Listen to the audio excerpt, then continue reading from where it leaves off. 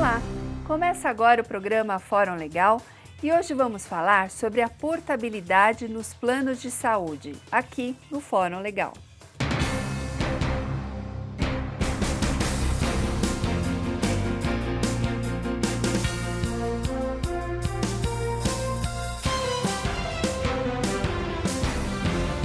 Nosso convidado de hoje é o Dr. André Onodeira, advogado especialista em ações contra planos de saúde. Olá, doutor, prazer em revê-lo aqui no Fórum Legal. Prazer é todo meu. Eu agradeço esse convite, é sempre um prazer estar aqui. Doutor, para que as pessoas que estão nos assistindo possam entender, o que é a portabilidade?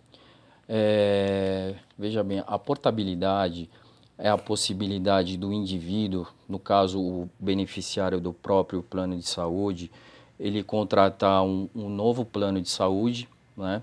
Seja ele um plano individual, um plano familiar, ou um coletivo de adesão, dentro da própria operadora ou de uma operadora diversa, né? Sem o cumprimento dos prazos de carência e da cobertura parcial temporária também, né? Agora, aquela pessoa que ela não está satisfeita com o plano, está muito caro, ela quer mudar, como que ela deve proceder? Então, primeiro, ela tem esse beneficiário ele tem que estar no mínimo há 2 anos no plano, né? Ele tem que estar há 3 anos no caso de cobertura parcial temporária. E o que é a cobertura parcial temporária para as pessoas entenderem?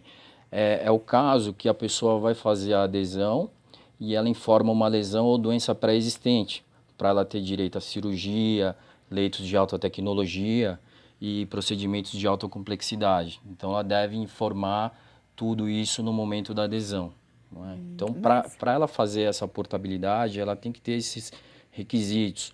Caso ela queira fazer uma segunda portabilidade, ela tem que estar no mínimo há 1 ano no outro plano para o qual ela migrou, né? Ela saiu de uma origem, foi para o destino.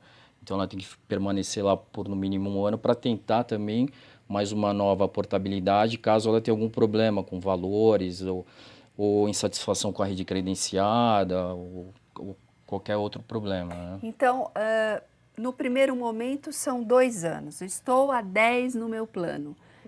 Quer dizer, já posso porque eu tenho a carência dos 2 Sim, anos para fazer a sim, perfeito, portabilidade. Aí perfeito. zero carência, Sim, zero, consigo claro. tranquilo. O que deve se frisar também, que para fazer a portabilidade, ela tem um período certo, né? Então, e qual que é esse período? Na data de aniversário do contrato, né? A partir da data, conta-se 4 meses, né? Então, dentro desse período de 4 meses, é o período que ela pode fazer a portabilidade. Passado esse período, aí ela só vai poder fazer no ano seguinte. Então, tem que ser dentro Tá. desses 4 meses. Então, quer dizer, eu tenho lá os 2 anos Sim, já no plano. Eu recebo, normalmente é quando tem o reajuste do plano, sim, que isso é informado, né? sim, Que sim, é o aniversário sim, do contrato. sim. Quando chega essa carta para mim dizendo do reajuste, aí sim eu tenho os 4 meses? Sim. E o correto também é a operadora informar o beneficiário no mês antecedente do aniversário, que a partir do mês seguinte, dentro do período de 4 meses, vai se abrir um prazo para que o beneficiário faça a portabilidade de carência caso ele deseje.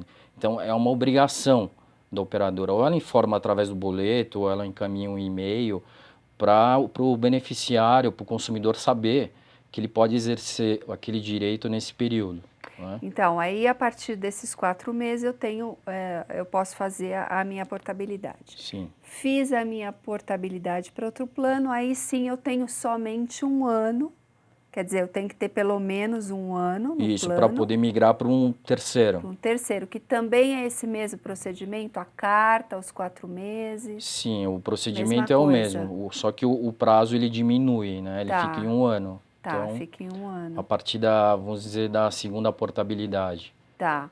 Agora, um exemplo prático. Nesses 4 meses, a pessoa foi diagnosticada e precisa fazer uma cirurgia de emergência.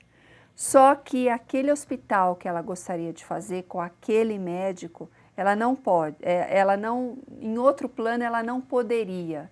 Ela pode fazer essa portabilidade? O plano, aí não vamos nem falar na questão da portabilidade, a gente tem que falar na questão da cobertura em si, né? Tá.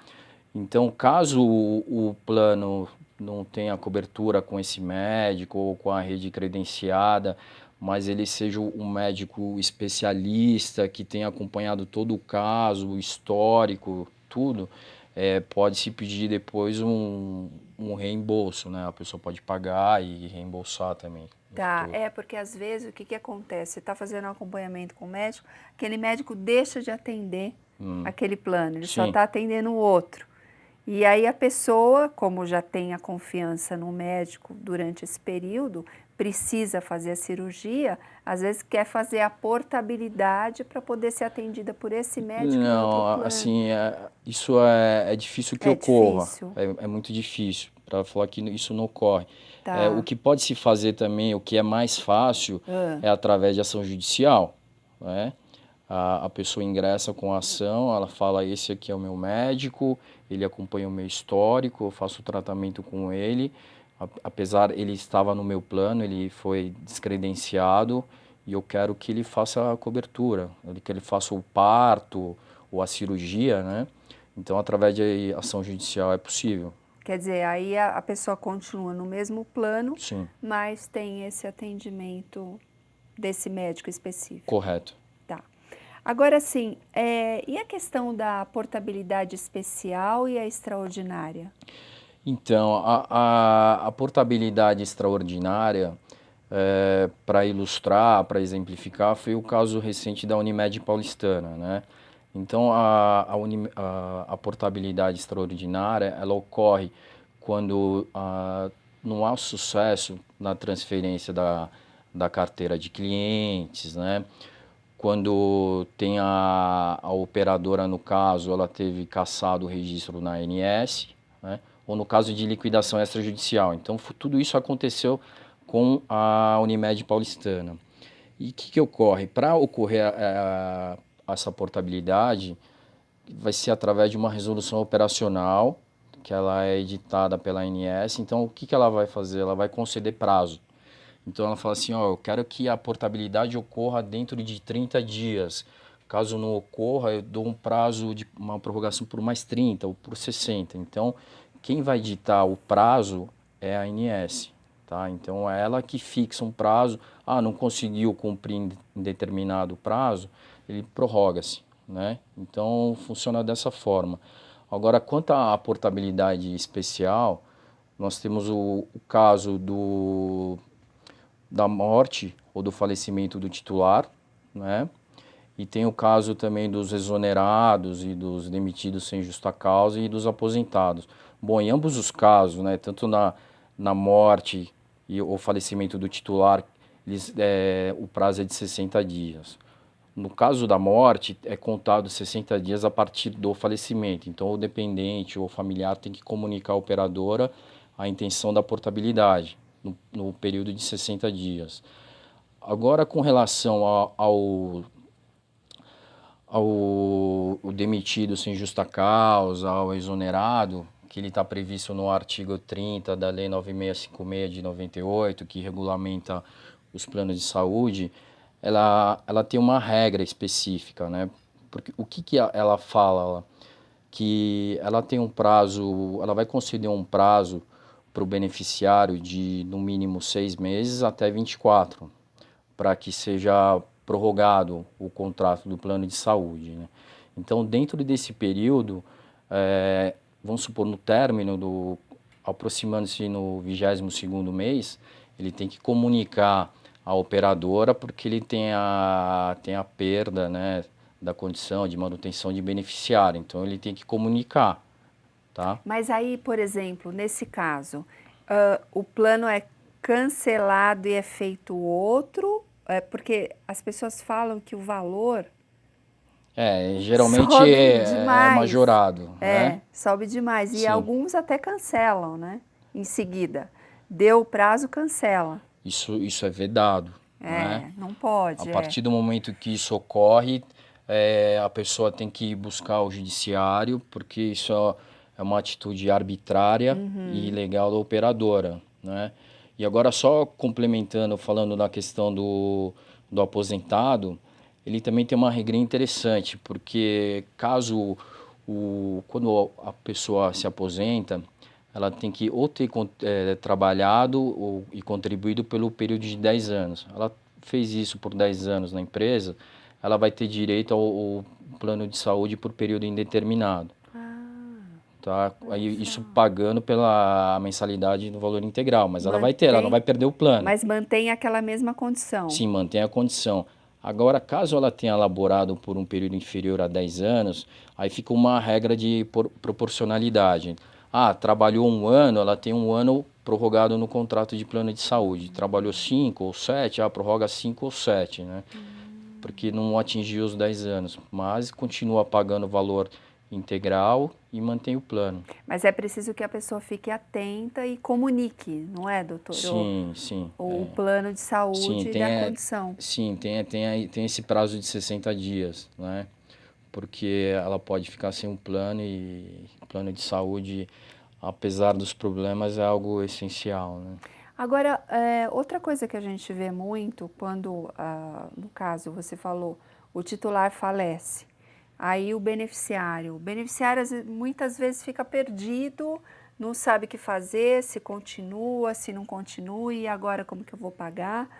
E tem também, anteriormente os contratos eram feitos assim, que a pessoa tem uma carência, né? Ela não paga durante um determinado tempo. Então, com a questão específica do falecimento, também tem a parte da remissão, né? Então, via de regra, quando a pessoa falece, o plano de saúde acaba concedendo uma remissão no plano, tá? Então, a pessoa fica com o plano remido e ela fica sem pagar. Isso depende de cada regra, de cada operadora, mas teoricamente tem essa possibilidade também. Me parece que são contratos antigos Sim. que fazem isso, né? Aí a questão fica um pouco negocial, né? Porque eles vão ter que abrir uma exceção aqui, outra ali, então é uma coisa para discutir com a operadora. E o cuidado que se deve ter, porque cai nessa mesma condição, venceu o prazo, se não comunicou, cancela. Cancela. Ou então coloca o valor lá em cima, né? Assim, o que a gente analisa no mercado por atuar na área, isso não precisa nem atuar na área, é uma coisa que todo mundo percebe. Conforme vai se avançando na faixa etária, os valores vão subindo. E muito, doutor. Né? Então, chega na faixa de 59 anos, que é a última de reajuste, eles aumentam de uma maneira exorbitante, porque a partir de 60 é vedado, né?